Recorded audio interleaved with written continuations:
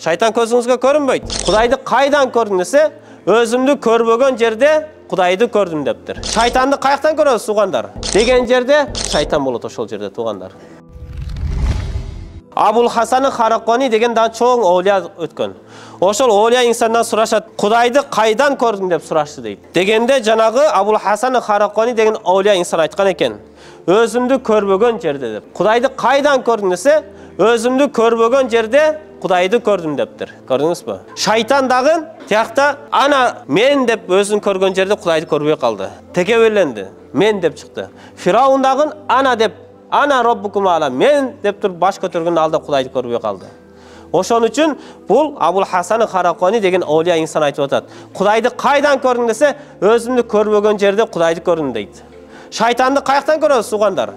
Шайтан көзіңізге көрінбейді. Шайтан қачан ғана өзіңді көрген жерде шайтанды көргенің ошол болот туғандар. Мына мен жасап қойдым туғандар. Мына мен баян кылып атам деп мен өзімді көре турган болсам, ошол жерде мен кыймын десем, болду, ошол жерде шайтан ошол жерде. Мына могу мечитти мен салып койдум. Мына могу жолду мен оңдоп койдум. Мына мен минтип койдум деген жерде шайтан болот ошол жерде туғандар. Кайсыл жерде өзүңүздү бир жакшылык кылдыңызбы, өзүңүздү көрбөдүңүзбү, ал жерде Кудайды көрдүңүз. Құдай ошол жерде кабыл кылды.